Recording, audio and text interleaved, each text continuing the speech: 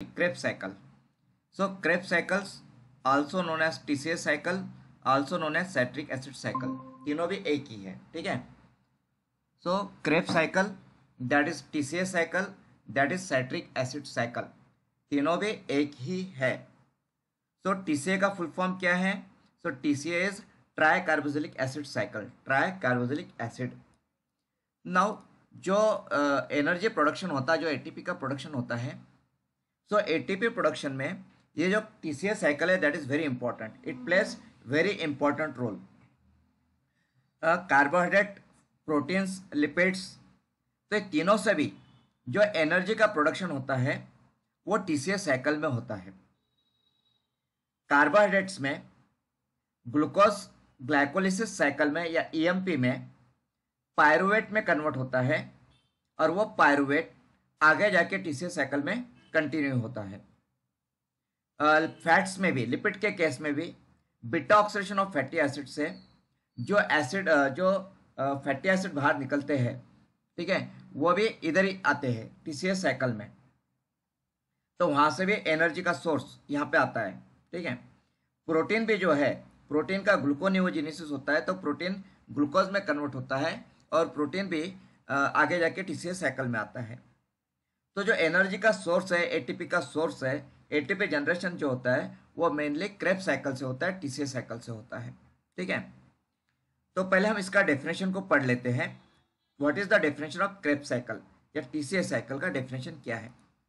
So it's a central pathway for release of energy from acetyl coenzyme A, which is produced from glycolysis, catabolism of fatty acids और amino acids. Okay, so देखिए glycolysis मतलब glucose से related हो गया carbohydrate metabolism. तो जब glycolysis का catabolism होता है तो पायरुवेट बनता है और पायरुवेट ये आगे जाके एसिटाइल कोएंजाइम ए में कन्वर्ट होता है एंड फिर वो आगे जाके कंटिन्यू होता है टीसीए साइकिल में और उससे एनर्जी बनती है, एटीपी बनता है. देन फैटी एसिड्स का कैटाबॉलिज्म हो या अमाइनो एसिड्स मतलब प्रोटीन्स का कैटाबॉलिज्म होकर अमाइनो एसिड्स बनता है और अमाइनो एसिड्स का कैटाबॉलिज्म होकर के एसिटाइल कोएंजाइम ए बनता है और वो आगे आता है टीसीए साइकिल में. So TCA cycle it's a central pathway for release of energy, मतलब कार्बोहाइड्रेट, फैट्स, प्रोटीन्स तीनों से भी जो एनर्जी रिलीज होती है वो एनर्जी इसी साइकिल के थ्रू रिलीज होती है, ठीक है. Then the enzymes of TCA cycle are located in mitochondria, ठीक है. तो कल हम लोगों ने माइटोकॉन्ड्रिया के बारे में पढ़ा.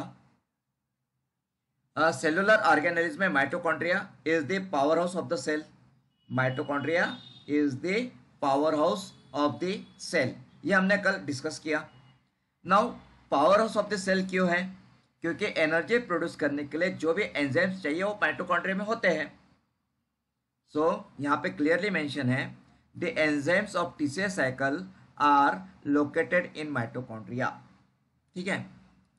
नाउ अब ये various steps of TCA cycle है. तो जो टीसीए साइकिल के स्टेप्स है जो मैंने यहाँ पे पॉइंट वाइज मेंशन किया है, तो इस पॉइंट्स को हम लोग बाद में डिस्कस करेंगे. पहले हम लोग साइकिल को डिस्कस कर लेते हैं, साइकिल को देखते हैं. कल जब मैंने ग्लाइकोलिसिस साइकिल आपको पढ़ाई तो ग्लाइकोलिसिस साइकिल में मैंने डायरेक्टली आपको पॉइंट्स पढ़ाए हैं. नाउ पहले यहाँ पे टीसीए साइकिल में पहले हम साइकिल को पढ़ेंगे, उसके बाद में हम पॉइंट्स को पढ़ेंगे. सो यहाँ पे आपको ये स्क्रीन क्लियर दिखाई दे रही है क्या? आपको पढ़ते आ रहा है ठीक से? Can you read it properly? Yes sir, yes. कोई प्रॉब्लम नहीं है? अगर कुछ प्रॉब्लम हो इसमें ये रीड करने में तो आपके पास में बुक होगा तो you can open the book. Okay, book में आप ये साइकिल देख सकते हो. ओके, बुक में भी दिया है.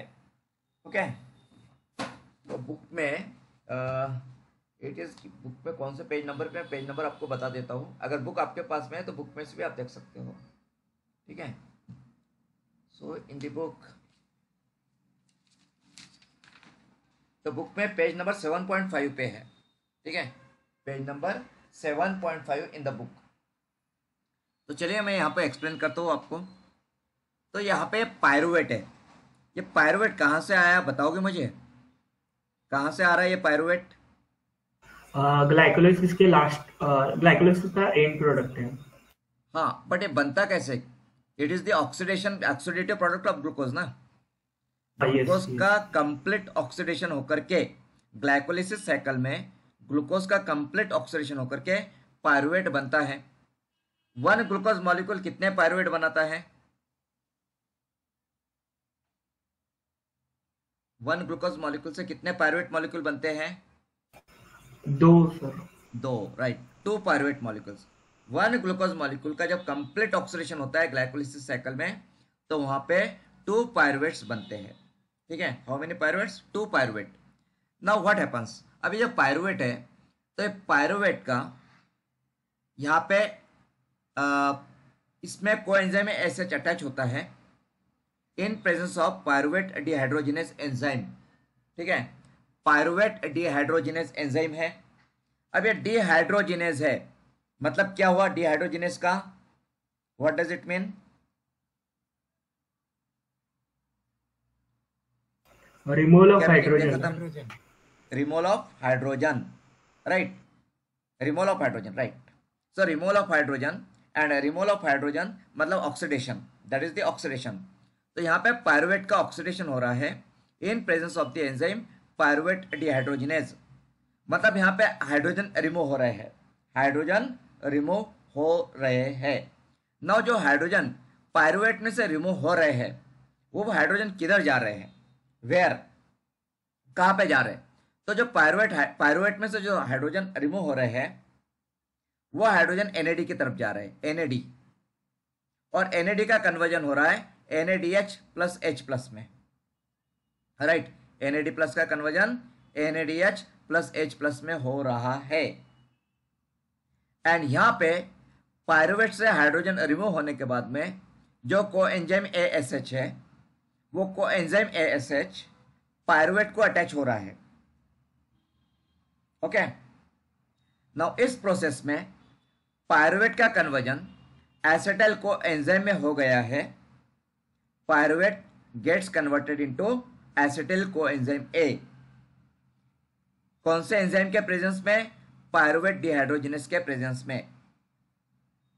इनपुट क्या है यहाँ पे? और तो coenzyme SH, coenzyme ASH pyruvate से अटैच हो रहा है। एंड यहाँ पे NADH plus H plus form हो रहा है। Now tell me, one NADH means how many ATPs? One NADH से कितने ATP? 3 ATPs, correct, 3 ATPs are there. तो ये जो वन NADH यहाँ पे बन रहा है, ये 3 ATP में कन्वर्ट हो जाएगा। तो यहाँ पे फर्स्ट स्टेप जो है, जहाँ पे पायरुवेट का कन्वर्जन एसिटिल को एंजाइम ए में हो रहा है, उस स्टेप में 3 ATPs फॉर्म होते हैं पायरुवेट से। One pyruvate generates 3 ATPs in the first step. Now अब ये जो एसिटिल को एंजाइम है, ये एसिटाइल को एंजाइम ए, ये TCA साइकिल में एंटर करता है। पायरुवेट डायरेक्टली TCA साइकिल में एंटर करता है क्या? तो नहीं, पायरुवेट डायरेक्टली TCA साइकिल में एंटर नहीं करता है। पायरुवेट का कन्वर्जन पहले एसिटाइल को एंजाइम में होता है, और फिर ये acetyl co enzyme A TCA cycle में कंटिन्यू होता है। ठीक है, नाउ ये जो एसिटाइल को एंजाइम है ए है, ये एसिटाइल को एंजाइम ए कहाँ से आता है? तो एक तो ये पायरुवेट से आता है, और पायरुवेट ग्लाइकोलिसिस से आता है, मतलब कार्बोहाइड्रेट कैटाबोलिज्म से पायरुवेट, और वहां से एसिटाइल कोएंजाइम ए। इसके अलावा प्रोटीन कैटाबोलिज्म एंड लिपिड के कैटाबोलिज्म से भी एसिटाइल कोएंजाइम ए आता है, और ये एसिटाइल कोएंजाइम ए आगे कंटिन्यू हो रहा है TCA साइकिल में। नाउ यहाँ पे क्या होता है आगे देखिए। नाउ यहाँ पे पहले जो स्टेप है, दैट स्टेप इज कंडेंसेशन। ये स्टेप का नाम क्या है? कंडेंसेशन। नाउ इस स्टेप में कंडेंसेशन हो रहा है, मतलब दो मॉलिक्यूल्स का एडिशन हो रहा है और उसका कोई पार्ट बाहर निकल रहा है। जब भी कंडेंसेशन रिएक्शन होती है, तो कंडेंसेशन रिएक्शन में दो मॉलिक्यूल ज्वाइन होते हैं, एंड कोई एक मॉलिक्यूल, कोई एक पार्ट उसमें से बाहर निकल जाता है। तो यहाँ पे कौन से दो मॉलिक्यूल कंबाइन होंगे? कंडेंस होंगे। ठीक है, अब यहाँ पे क्या हो रहा है, तो यहाँ पे आप देख पा रहे हो जैसे कि एसिटाइल कोएंजाइम ए है, ये साइकिल में एंटर हो रहा है एंड इधर से ऑक्सैलो एसीटेट आ रहा है, ऑक्सैलो एसीटेट, ये ऑक्सैलो एसीटेट साइकिल में ही है ना। ये oxalo acetate and acetyl coenzyme ए, इनका कंडेंसेशन होता है एंड इसमें से कोएंजाइम ASH बाहर निकल जाता है। नाउ ये जो कंडेंसेशन की रिएक्शन हो रही है, ये रिएक्शन साइट्रेट सिंथेज एंजाइम के प्रेजेंस में हो रही है, साइट्रेट सिंथेज। अब यहां पे आपको ये बात ध्यान देने वाली है, जो एंजाइम का नाम है वो एंजाइम का नाम क्या है, साइट्रेज सिंथेज। कई बुक्स में, बहुत से बुक्स ऐसे हैं कि उसमें आपको यहाँ पे जो एंजाइम का नाम मिलेगा वो मिलेगा साइट्रेट सिंथेटेज, साइट्रेट सिंथेटेज।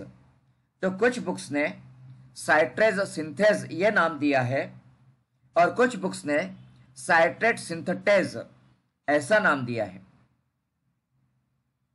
मैंने जो दिया वो साइट्रेट सिंथेज ये नाम मैंने दिया वहां पे। नाउ साइट्रेट सिंथेटेज, अब ये जो एंजाइम है सिंथेज और सिंथेटेज, तो सिंथेस और सिंथेटेज एंजाइम में क्या डिफरेंस है, तो बहुत माइन्यूट डिफरेंस है दोनों में, बहुत छोटा सा डिफरेंस है। और वो छोटा सा डिफरेंस क्या है, तो सिंथेस के केस में एटीपी की जरूरत नहीं होती है, there is no involvement of ATP. आप देखिए यहाँ पे जो कंडेंसेशन हो रहा है ऑक्सैलो एसीटेट का और एसिटाइल कोएंजाइम ए का, एंड उससे जो साइट्रेट का सिंथेसिस हो रहा है, तो इसमें एटीपी का इन्वॉल्वमेंट नहीं है, यहाँ पे एनर्जी का इन्वॉल्वमेंट नहीं है। तो जब किसी सिंथेसिस के रिएक्शन में एनर्जी का इन्वॉल्वमेंट नहीं रहता है, एटीपी का इन्वॉल्वमेंट नहीं रहता है, तो वहां पे जो एंजाइम आता है उसे सिंथेज कहते हैं। और अगर वहां पे एटीपी का इन्वॉल्वमेंट आ जाता है, एनर्जी का इन्वॉल्वमेंट आ जाता है, एनर्जी कंज्यूम होती है, तो वहां पे सिंथेटेज ये एंजाइम आता है। ठीक है, तो यहाँ पे शुरू में ही पहले स्टेप पे कौन सा एंजाइम है, तो साइट्रेट सिंथेज एंजाइम है। तो टीसीएस साइकिल की फर्स्ट स्टेप क्या है, तो फर्स्ट स्टेप कंडेंसेशन है। इस स्टेप में क्या हो रहा है, तो इस स्टेप में एसिटाइल कोएंजाइम ए ऑक्सैलो एसीटेट के साथ कंडेंस हो रहा है एंड इसमें से कोएंजाइम ASH बाहर निकल रहा है। एंड यहां पे जो एंजाइम इन्वॉल्व है उस एंजाइम का नाम है साइट्रेट सिंथेज। और ये जो रिएक्शन है, ये जो स्टेप है, ये इरिवर्सिबल स्टेप है, this is the irreversible step. ठीक है, तो ये हो गए पहली स्टेप हुई टीसीएस साइकिल की। ठीक है, नाउ जो लोग अभी ज्वाइन हुए हैं उन्हें मैं बता दूं, अगर आपको ये डायग्राम क्लियर दिख नहीं रही है या आपको रीडिंग करते नहीं आ रहा, शायद हो सकता है कि स्मॉल लेटर्स हो इसलिए आपको पढ़ते नहीं आ रहा होगा, तो आप बुक ओपन कर लीजिए। आपके पास में बुक होगी तो आप लोग बुक ओपन कीजिए। बुक में पेज नंबर 7.5 है, तो पेज नंबर 7.5 आप ओपन करके देख सकते हो। ठीक है, ओके। तो यहाँ पे टीसीएस साइकिल में acetyl coenzyme A condense with oxaloacetate in presence of the enzyme citrate synthase to form citrate, तो यहाँ पे साइट्रेट बन गया। ओके, एंड ये जो स्टेप है ये इरिवर्सिबल स्टेप है। नाउ अब इस साइट्रेट का आगे क्या होता है, सो अगले स्टेप में यहाँ पे एक डिहाइड्रेशन एंड हाइड्रेशन की स्टेप है। देखिए 2A एंड 2B, साइट्रेट के आगे में जो स्टेप्स है, जो रिएक्शन हो रही है, that is dehydration and hydration. एक डिहाइड्रेशन है और दूसरा हाइड्रेशन है। एक्चुअली दोनों भी रिएक्शन साइमल्टेनियसली होती है, एक ही समय में होती है, बट यहाँ पे अंडरस्टैंडिंग के लिए इसे दो पार्ट में डिवाइड किया, 2A और 2B। ये दोनों अलग अलग नहीं है, ये इमीडिएटली होती है, साइमल्टेनियसली होती है। डिहाइड्रेशन होता है और इमीडिएटली वहां पे हाइड्रेशन भी हो जाता है। वाटर मॉलिक्यूल बाहर निकलता है और इमीडिएटली दोबारा अटैच भी हो जाता है। ठीक है, वाटर मॉलिक्यूल बाहर निकलेगा और इमीडिएटली अटैच भी हो जाएगा। तो डिहाइड्रेशन और हाइड्रेशन इमीडिएटली हो जाता है। तो ये एक ही स्टेप है, बट अंडरस्टैंडिंग के लिए, समझने के लिए इसे दो स्टेप में डिवाइड किया है, 2A और 2B, इस तरीके से। तो यहां पे क्या हो रहा है 2A में?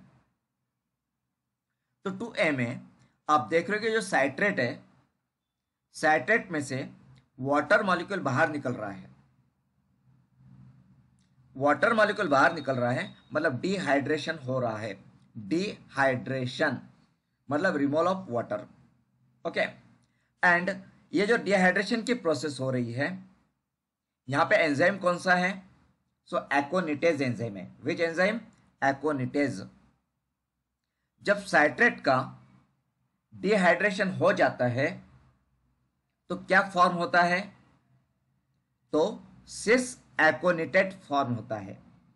क्या फॉर्म हो रहा है? सिस एकोनिटेट फॉर्म हो रहा है।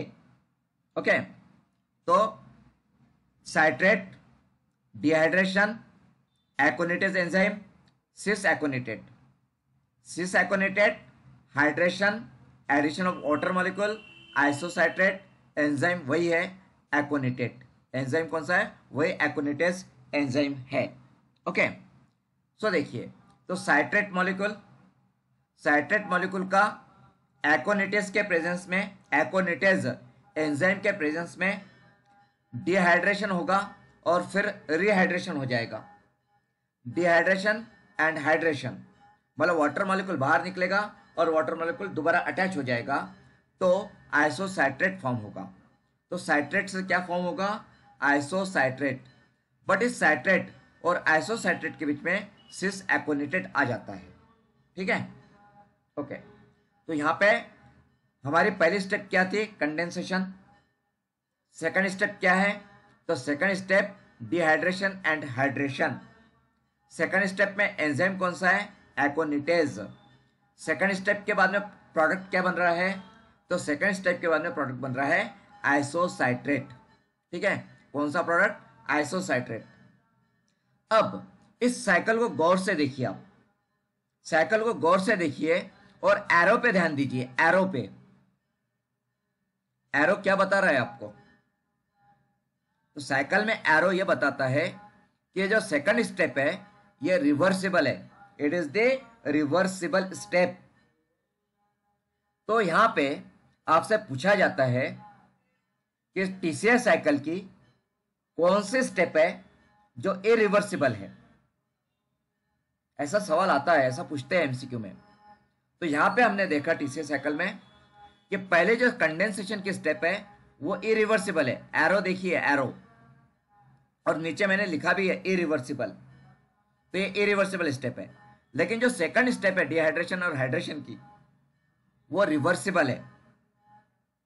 तो यहां पे जब आप साइकिल का स्टडी करते हो तो साइकिल का स्टडी करते समय यह बात भी ध्यान देने वाली है कि कौन सी स्टेप रिवर्सिबल है और कौन सी इरिवर्सिबल है।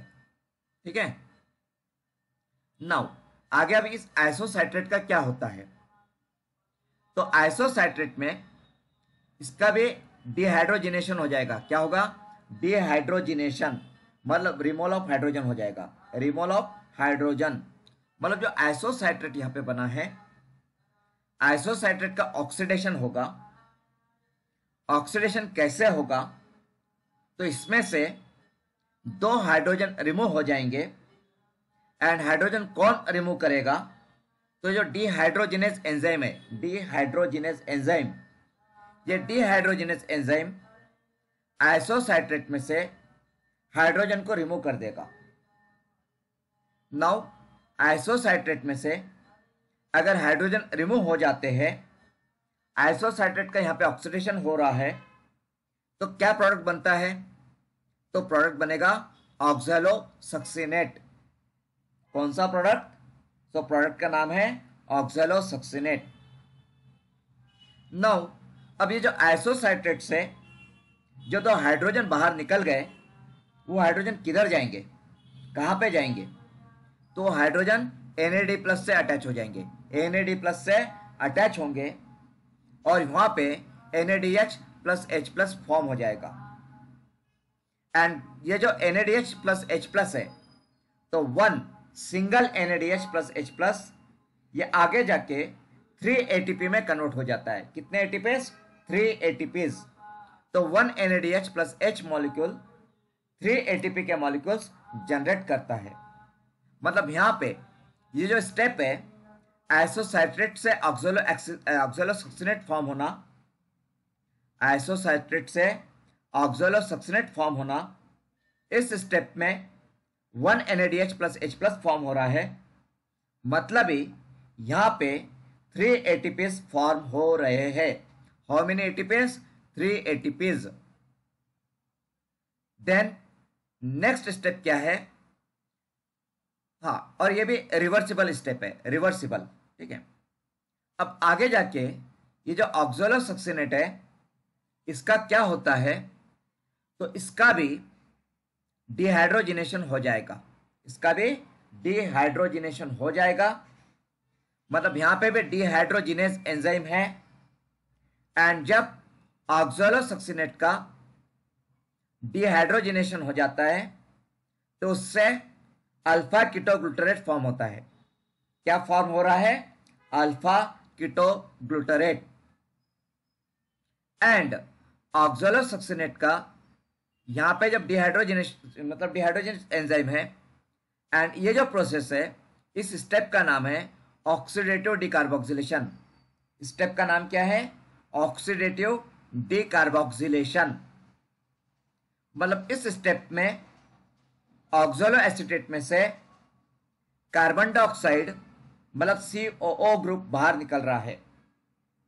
डी कार्बोक्सिलेशन, डी कार्बोक्सिलेशन का मतलब होता है रिमूवल ऑफ कार्बन डाइऑक्साइड और removal of carboxyl group. And removal of carboxyl group मतलब है रिमूवल ऑफ COO ग्रुप। तो ऑक्सोलोसक्सिनेट का जब अल्फा कीटोग्लूटारेट में कन्वर्जन होता है तो उस स्टेप में ऑक्सीडेटिव डिकार्बोक्सिलेशन होता है, कार्बन डाइऑक्साइड बाहर निकलता है, एंड एंजाइम है आइसोसाइट्रेट डिहाइड्रोजिनेज। और ये जो स्टेप है, ये स्टेप इरिवर्सिबल है। This is the irreversible step.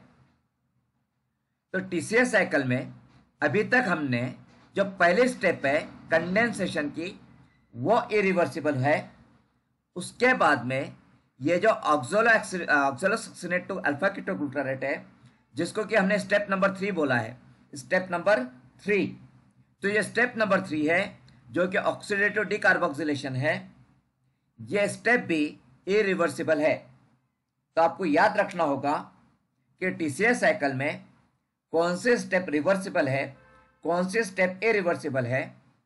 आपको यह भी याद रखना होगा कि NADH कहाँ पे फॉर्म हो रहे हैं, NADP कहाँ पे फॉर्म होता है, GTP, ATP, FADH2 कहाँ पे कौन से स्टेप में फॉर्म होता है, ये सब आपको याद रखना पड़ेगा।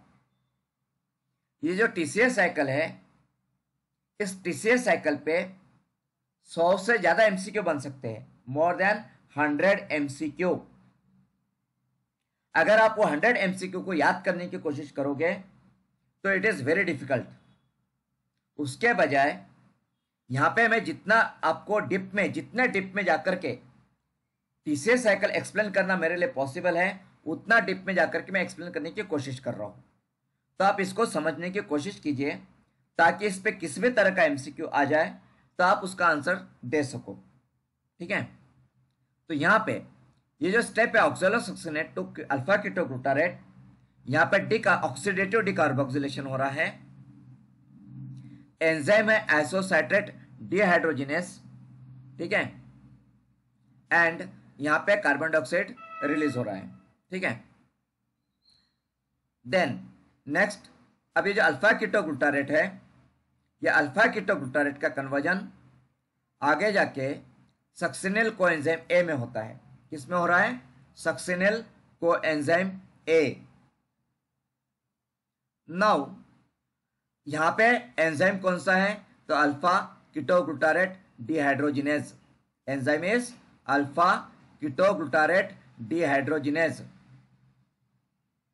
मतलब यहां पे भी हाइड्रोजन रिमूव हो रहा है अल्फा कीटोग्लूटारेट से। हाइड्रोजन कहां से रिमूव हो रहा है? अल्फा कीटोग्लूटारेट से हाइड्रोजन रिमूव हो रहा है। अब वो हाइड्रोजन कहां पे जाएगा? तो हाइड्रोजन जा रहा है NAD के पास में। किसके पास जा रहा है? NAD प्लस के पास में जा रहा है, और यहाँ पे NADH प्लस H प्लस बन रहा है। नाउ यहाँ पे 1 molecule of NADH plus H plus बन रहा है, जो कि आगे जाके 3 ATP बनाएगा, 3 ATP। तो यहाँ पे हमने क्या ऑब्जर्व किया? तो यहाँ पे अभी तक आइसोसाइट्रेट टू अल्फा कीटोग्लूटारेट, ये जो स्टेप है आइसोसाइट्रेट टू अल्फा कीटोग्लूटारेट, तो इसके बीच में एक NADH फॉर्म हुआ, इसके बीच में एक NADH, मतलब 3 ATP वहां पे फॉर्म हो गए, 3 ATPs। ओके, उसके बाद में अल्फा कीटोग्लूटारेट से सक्सेनिल को एंजाइम ए फॉर्म हुआ, तो वहां पे भी 1 NADH मतलब 3 ATP फॉर्म हो गए। मतलब अभी तक TCA साइकिल में टोटल 2 NADH मतलब 6 ATP का फॉर्मेशन हो चुका है। ओके, नाउ ये जो अल्फा कीटोग्लूटारेट टू सक्सेनिल को एंजाइम ए का स्टेप है, इस स्टेप में एंजाइम है अल्फा कीटोग्लूटारेट डिहाइड्रोजिनेस, और इसमें इनपुट क्या है, अंदर क्या आता है? तो NAD प्लस आता है, और NAD प्लस ये हाइड्रोजन लेकर के वापस बाहर निकल जाता है, मतलब NADH प्लस H प्लस के फॉर्म में। दूसरी बात, यहाँ पे फिर को एंजाइम ASH अंदर की ओर आता है, को एंजाइम ASH, और इसमें से कार्बन डाइऑक्साइड बाहर निकल रहा है, CO2 मतलब कार्बोक्सिलेट ग्रुप जो है, कार्बोक्सिलेट ग्रुप, वो कार्बोक्सिलेट ग्रुप बाहर निकल रहा है। को एंजाइम ASH अंदर की ओर आ रहा है, को एंजाइम ASH ये अल्फा कीटोग्लूटारेट को अटैच हो जाएगा, एंड अल्फा कीटोग्लूटारेट में से कार्बन डाइऑक्साइड मतलब COO कार्बोक्सिलेट ग्रुप और हाइड्रोजन बाहर निकल जाएंगे। एंड इस प्रोसेस को भी, इस स्टेप को भी बोला गया है ऑक्सीडेटिव डिकार्बोक्सिलेशन। 4 नंबर की स्टेप है, 4th नंबर की स्टेप है, that is the oxidative decarboxylation. Okay, now अब इस स्टेप में को एंजाइम ASH अंदर की ओर आ रहा है, अल्फा कीटोग्लूटारेट को अटैच हो रहा है, सो यहाँ पे सक्सेनिल को एंजाइम A फॉर्म हो गया, सक्सेनिल को एंजाइम A फॉर्म हुआ। ठीक है, नाउ अब इस सक्सेनिल को एंजाइम A का आगे क्या होता है? तो सक्सेनिल को एंजाइम A में से जो को एंजाइम A है वो बाहर निकल जाएगा। ठीक है, को एंजाइम A SH के फॉर्म में बाहर निकलेगा। ओके, एंड यहाँ पे इनपुट क्या है? तो GDP प्लस इनऑर्गेनिक फॉस्फेट, तो GDP एंड इनऑर्गेनिक फॉस्फेट अंदर की ओर आएगा, एंड यहाँ पे GTP फॉर्म होगा। क्या होगा? GTP। नाउ यहाँ पे GTP है, ये GTP मतलब 1 ATP, 1 GTP is equivalent to 1 ATP, मतलब इस स्टेप में 1 ATP का फॉर्मेशन हुआ है। तो जब सक्सेनिल को एंजाइम A सक्सेनेट में कन्वर्ट होता है, तो वहां पे 1 मॉलिक्यूल ऑफ GTP फॉर्म होता है, एंड 1 मॉलिक्यूल ऑफ GTP मतलब ही ATP, 1 मॉलिक्यूल ऑफ ATP। तो अभी तक इस साइकिल में सक्सेनेट तक 7 ATP का फॉर्मेशन हो चुका है, 7 मॉलिक्यूल्स ऑफ ATP। कैसे हुए 7 मॉलिक्यूल्स ऑफ ATP? तो यहाँ पे सिस एकोनेटेट से लेकर के तो अल्फा कीटोग्लूटारेट तक 1 NADH फॉर्म हुआ, that is 3 ATP, and alpha ketoglutarate से सक्सेनिल को एंजाइम A तक 1 NADH फॉर्म हुआ, मतलब वो भी 3 ATP, 3 प्लस 3 ATP मतलब 6 ATP, एंड फिर ये जो सक्सेनिल को एंजाइम A है, यहाँ से सक्सेनेट तक 1 GTP फॉर्म हुआ, मतलब ये 1 ATP, मतलब टोटल 7 ATP यहाँ पे फॉर्म हो गए। नाउ अब सक्सेनिल को एंजाइम A टू सक्सेनेट, इस प्रोसेस को कैटालाइज कौन करता है? कौन सा एंजाइम कैटालाइज करता है? तो इसे सक्सेनेट थायोकाइनेज, सक्सेनेट थायोकाइनेज ये एंजाइम इस प्रोसेस को कैटालाइज करता है। यहाँ पे थायो आया, थायो, थायो मतलब सल्फर। थायो का क्या मतलब है? सल्फर। सल्फर कहाँ पे दिखाई दे रहा है आपको?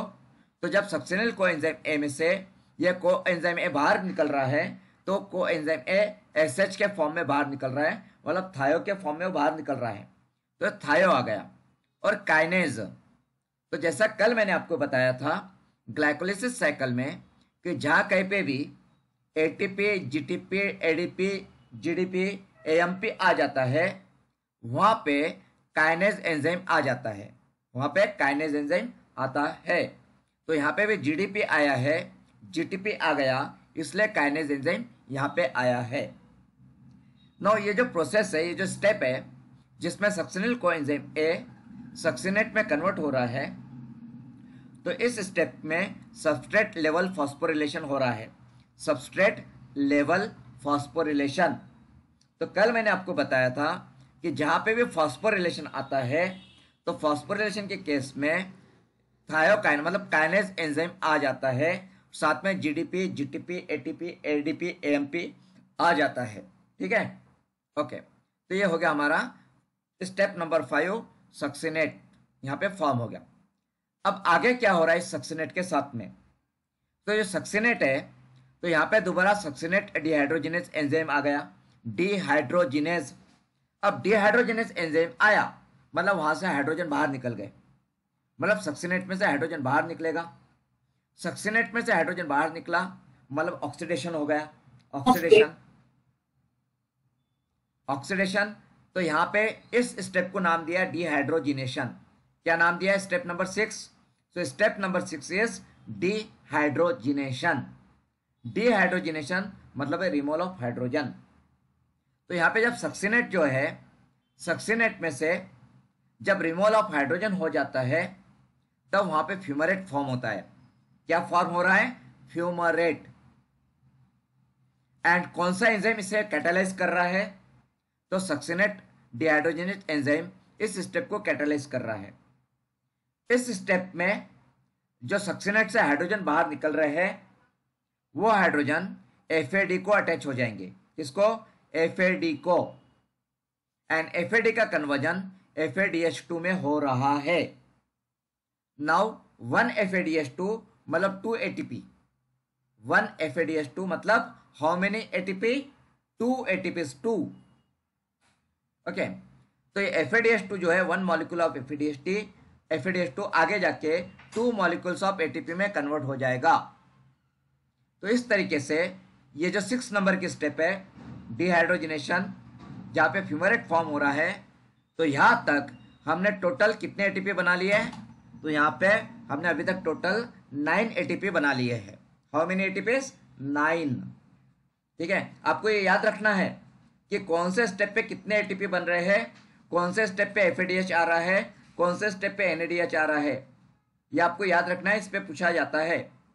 तो यहाँ पे जो 6 नंबर की स्टेप है डिहाइड्रोजिनेशन, जहाँ पे सक्सिनेट से फ्यूमरेट बन रहा है, यहाँ पे FAD का कन्वर्जन FADH2 में हो रहा है, मतलब यहाँ पे 2 ATP फॉर्म हो रहे हैं, मतलब अब तक टोटल 9 ATP फॉर्मेशन हो चुका है। एंड ये जो स्टेप है डिहाइड्रोजिनेशन की, ये रिवर्सिबल स्टेप है। रिवर्सिबल, देखिए साइकिल में आप देख पा रहे हो कि 2 वे एरो है, वहां पे 2 वे एरो मतलब रिवर्सिबल है। नाउ अब आगे क्या होगा? तो आगे ये जो फ्यूमरेट है, ये फ्यूमरेट, इसका हाइड्रेशन होगा। हाइड्रेशन होगा मतलब इसमें वाटर मॉलिक्यूल अटैच हो जाएगा, इसमें वाटर मॉलिक्यूल आएगा, और वाटर मॉलिक्यूल जब फ्यूमरेट को अटैच होगा तो वहां पे एल मैलेट बनेगा, एल मैलेट। एंड कौन सा एंजाइम इसे कैटालाइज कर रहा है? तो एंजाइम है fumarase. Fumarase enzyme is there. Okay, now अब जो एल मैलेट यहाँ पे बन गया है 7th स्टेप में हाइड्रेशन के बाद में, तो एल मैलेट का आगे क्या होगा? तो ये एल मैलेट का भी आगे जाके डिहाइड्रोजिनेशन हो जाएगा। डिहाइड्रोजिनेशन होगा तो 2 हाइड्रोजन बाहर निकलेंगे, और वो हाइड्रोजन किधर जाएंगे? तो हाइड्रोजन NAD के पास में चले जाएंगे, और NAD से NADH फॉर्म हो जाएगा, NADH प्लस H प्लस। और यहाँ पे NADH plus H plus form होता है, मतलब ही आगे जाके इसके 3 ATPs बन जाएंगे। तो यहाँ तक ठीक है, तो एल मैलेट में यहाँ पे 3 एटीपीज आगे बन रहे हैं, मतलब अभी तक हम टोटल 12 एटीपी बन गए। कितने एटीपीज? Total 12 ATPs. तो यहाँ पे एल मैलेट का डिहाइड्रोजनेशन होता है। कौन सा एंजाइम कैटालाइज करता है इस प्रोसेस को? तो इसको मैलेट डिहाइड्रोजनेस एंजाइम कैटालाइज करता है, एंड प्रोडक्ट क्या बनेगा? तो ऑक्सोलो एसीटेट बन जाएगा। तो जब एल मैलेट ऑक्सोलो एसीटेट में कन्वर्ट होता है तो उस स्टेप में भी NADH प्लस H फॉर्म होता है, एंड ये NADH प्लस H प्लस आगे जाके 3 एटीपी फॉर्म करेगा। मतलब अब तक टोटल 12 एटीपी फॉर्म हो गए। मतलब ये जो TCA साइकिल है, TCA साइकिल में 1 एसिटाइल को एंजाइम से कितने एटीपी बनते हैं? तो TCA साइकिल में 1 एसिटाइल को एंजाइम से टोटल 12 एटीपीज फॉर्म होते हैं। How many ATPs? 12 ATPs form होते हैं। ठीक है, नाउ ये जो ऑक्सलो एसीटेट है ये आगे कंटिन्यू होगा साइकिल में, ये साइकिल कंटिन्यू हो जाएगी। ठीक है, तो इस तरीके से ये TCA साइकिल है। तो TCA साइकिल समझ में आई है आपको? क्लियर? कहीं कुछ डाउट है? ओके, आशुतोष आपको समझ में आ गया है, गुड। चलिए, तो ये जो मैंने यहाँ पे डिस्क्राइब किया है TCA साइकिल को, तो इसको पॉइंट वाइज भी हम रीड कर लेंगे, इसके पॉइंट्स हम लोग पढ़ लेंगे। ठीक है, तो मैं रीड करता हूँ पॉइंट वाइज। चलिए देखते हैं। तो यहाँ पे the various steps of TCA cycle are. So first step क्या है? So condensation. So acetyl coenzyme A obtained from pyruvate gets condensed with oxaloacetate to form citrate in presence of the enzyme citrate synthase. Second step, a dehydration, and second one B hydration. So citrate forms cis aconitate by losing water in presence of aconitase and ferrous ion. Okay, Fe2 plus मतलब ferrous ion. Then hydration. So cis aconitate accepts water to give isocitrate in presence of aconitase and ferrous ion. ठीक है, okay. Then third step, oxidative decarboxylation. So isocitrate undergoes oxidation in presence of isocitrate dehydrogenase and NAD plus to give oxalosuccinate, which further undergoes decarboxylation to alpha ketoglutarate in presence of isocitrate dehydrogenase, magnesium and manganese. ठीक है, then next oxidative decarboxylation, next step also. So oxidative decarboxylation of alpha ketoglutarate to succinyl coenzyme A in presence of alpha ketoglutarate dehydrogenase, coenzyme ASH, NAD plus and magnesium. This is an irreversible step.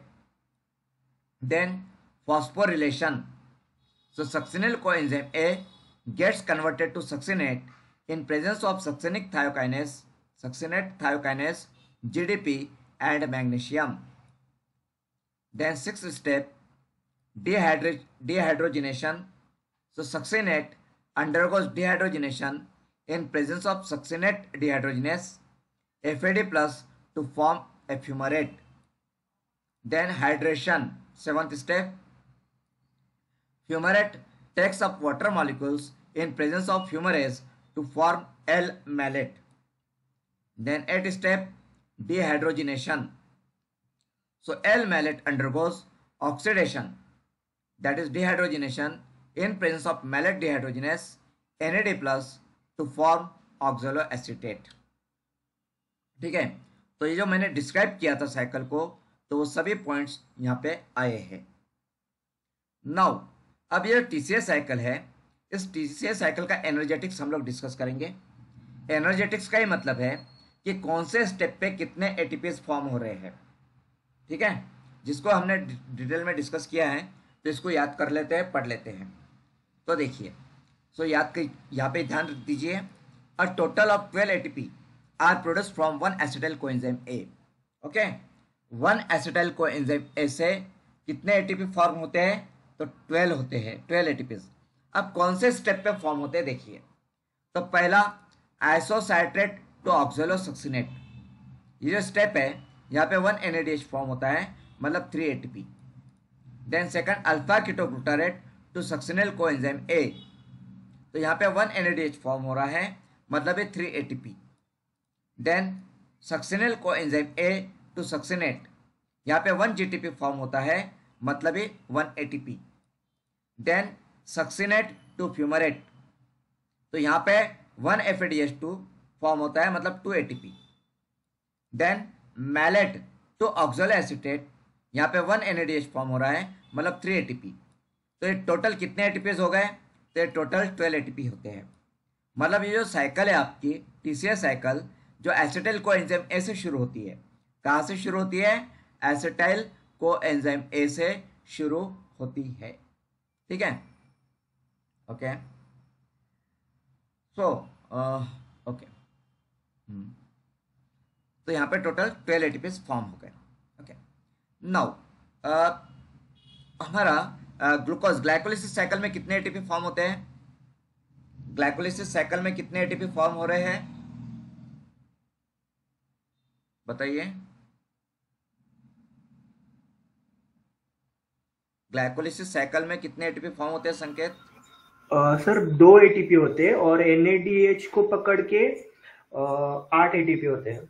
Yes, total 8। ठीक है, तो glycolysis cycle में total 8 ATPs form होते हैं। अब मुझे ये जानना है कि ग्लूकोज का जब कंप्लीट का कैटाबोलिज्म हो जाएगा, कंप्लीट मतलब ग्लूकोज के कैटाबोलिज्म में क्या 2 स्टेप्स आएगी ना, 2 साइकिल आती है। ग्लूकोज के कंप्लीट कैटाबोलिज्म में देयर आर 2 स्टेप, राइट। कौन सी 2 स्टेप है, कौन सी 2 साइकिल है? तो ग्लूकोज के पहली साइकिल है ग्लाइकोलिसिस, मतलब EMP। ठीक है, EMP मतलब ये ग्लाइकोलिसिस साइकिल पहली, और उसके बाद में दूसरी साइकिल है TCA साइकिल, मतलब ये क्रेब्स साइकिल, मतलब ये साइट्रिक एसिड साइकिल। मतलब ग्लूकोज का जो कैटाबोलिज्म होता है वो 2 साइकिल के थ्रू होता है, पहला AMP साइकिल और उसके बाद में TCA साइकिल। तो अब मुझे बताइए कि जब 1 ग्लूकोज मॉलिक्यूल का कंप्लीट कैटाबोलिज्म हो जाएगा तो उससे कितने एटीपीज जनरेट होते हैं? How many ATPs? कितने एटीपी जनरेट होते हैं? 20 सर। ऐसे बताइए। मतलब ग्लाइकोलिसिस में 8 होते हैं और TCA हाँ, में 12 होते हैं, तो 20। ओके, अब मुझे एक बात बताइए, जब हम टीसी जो EMP है ग्लाइकोलिसिस साइकिल, तो ग्लूकोज से कितने पायरुवेट जनरेट होता है? How many pyruvate? कितने पायरुवेट होता है EMP में? 1 ग्लूकोज मॉलिक्यूल कितने पायरुवेट मॉलिक्यूल्स जनरेट करता है? 2 molecules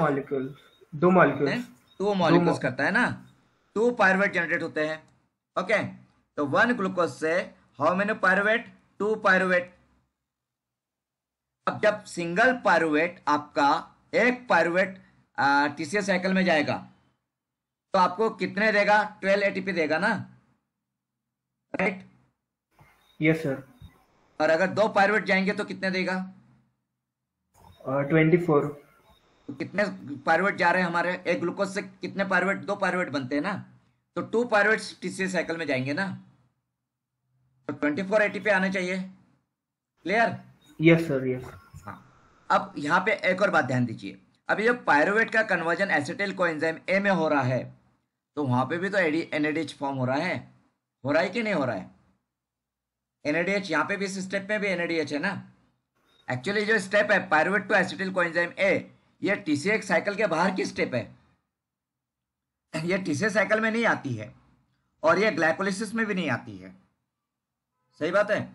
pyruvate to acetyl coenzyme A, ये जो कन्वर्जन है ये ना तो ग्लाइकोलिसिस साइकिल में है और न ही TCA साइकिल में है, ये दोनों साइकिल से बाहर है।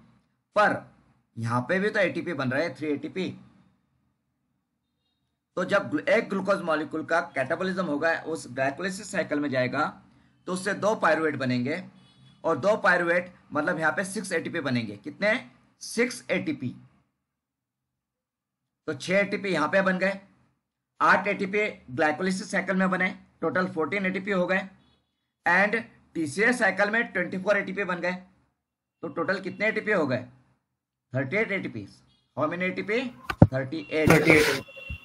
ठीक है।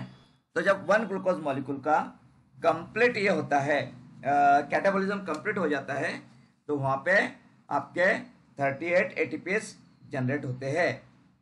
ठीक है, क्लियर यहां तक? समझ में आया है? Yes sir.